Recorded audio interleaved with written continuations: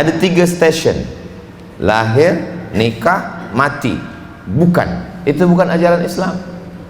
Ajaran Islam ini mengajarkan kita bertanggung jawab atas semua yang kita lakukan. Inna sam'a, yang didengar telinga, wal basar, yang dipandang mata, wal fuad, yang dipikirkan akal, yang direnungkan hati, kullu ulaika kana ashu mas'ula. Semuanya akan diminta tanggung jawab di hadapan Allah Subhanahu wa ta'ala. Jadi kalau kita bekerja di sebuah corporate syarikat, itu kita dituntut hanya dari mungkin pukul 7 pagi hingga pukul 5 petang, atau kadang-kadang sampai malam. Bila kita sebagai seorang pilot, mungkin kita akan dituntut untuk aktif mempertanggungjawabkan semua aktiviti kita, daripada kita take off hinggalah landing. Tapi kalau kita berislam, dari mula kita lahir sampailah kita mati, semuanya akan dituntut di hadapan Allah Subhanahu wa ta'ala. Ayatnya kita hafaz dan kita baca dalam sembahyang. La tus'alunna yawma idzin 'anin na'im. Semua na'im. Na'im pakai ain, na'im artinya nikmat.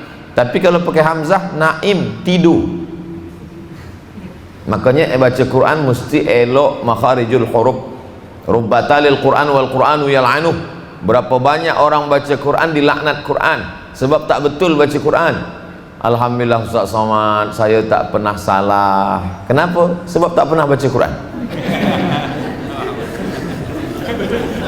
Lebih elok pernah salah sebab baca daripada tak pernah salah sebab tak pernah buka Quran. Bila tahlil baca Yasin malam Jumaat pun setakat buka saja, tengok-tengok orang berhenti kanan kiri, tutup balik. Kenapa kita membaca Yasin di Brunei Darussalam, di semua bumi negeri Melayu tiap-tiap malam Jumaat? Sebab di situ kita diingatkan bahawa semua akan diminta tanggung jawab.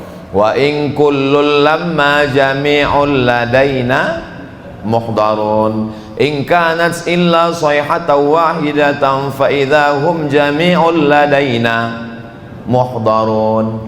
Muhdarun, kita akan dihadirkan, didatangkan menghadap Allah Subhanahu wa ta'ala. Bila kita dah datang menghadap Allah, maka lidah tak boleh menjawab.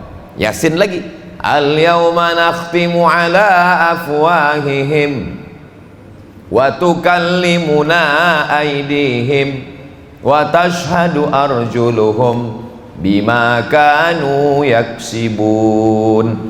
Mulut terkunci, tangan yang akan bicara, kaki yang akan bersaksi semua yang kita lakukan dulu. Itulah maka setengah orang tak ingin mengaji. Sebab dia mengaji datang rasa takutnya tentang masa lalu. Siapa yang tak pernah punya masa lalu?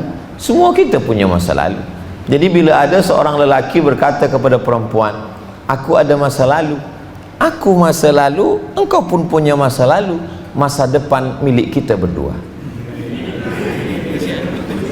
Boleh untuk status esok pagi selepas saya balik malam ni.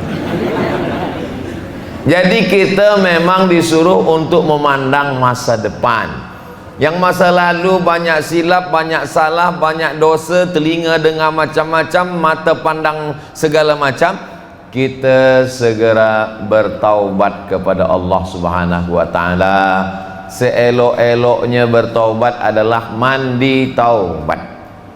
Macam mana mandi taubat tu Ustaz? Mandi semua basah. Mandi di toilet ke atau di bilik mandi atau di mana? Terserah. Apalagi di Brunei Darussalam, bila nak mandi lepas di kampung air pun sedang mandi. Kalau sampai ke tengah, bukan cuma dosa yang lepas, orangnya pun hilang sekali. Selepas bersih, kita pun sembahyang sunat taubat. Usolli sunnatat taubat raka'ataini lillahi ta'ala selepas itu beristighfar kepada Allah. Astaghfirullahalazim alladzi la ilaha illa huwal hayyul qayyum wa atubu ilaih. Astaghfirullahalazim alladzi la ilaha illa huwal hayyul qayyum wa atubu ilaih. Insyaallah dosa silap salah kepada Allah lepas, tapi kepada manusia belum. Hutang piutang, pinjam meminjam, gadai menggadai, semua mesti kita lepaskan. Itulah mengapa orang sebelum pergi ke Makkah haji dan umrah, dia jemput jiran, tetangga, kawan, sahabat, semua makan minum. Selepas dah bagi makan minum, dia pun bagi kata alu-aluan, saya insya-Allah akan berangkat ke tanah suci. Bila ada silap salah saya selama bertetangga, berjiran, berkawan, satu ofis, bersahabat selama kita kenal, tolonglah puan tuan maafkan silap salah saya. Sebab semua dah makan, kata dia, alhamdulillah, iyalah kami maafkan. Asal kata dia dah maafkan, selesailah tu dah. Tapi masalah wang, masalah pinjam barang yang belum balik, maka mesti kita balikkan. Sesiapa yang curang kerana kawan lupa, wa may yaghlul, siapa yang curang ya'ti bima ghalla yaumal qiyamah, dia akan membawa kecurangannya, kebohongannya, tipu muslihatnya pada hari kiamat nanti menghadap Allah Subhanahu wa taala. Kepada Allah dengan taubat, kepada manusia dengan minta maaf. Selepas itu pandang ke hadapan, jangan terlampau banyak memandang ke belakang.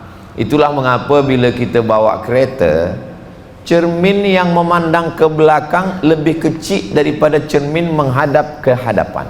Kenapa? Supaya kita jangan habiskan waktu untuk memandang masa lalu. Pandanglah masa depan. Ini pun boleh juga untuk status lagi.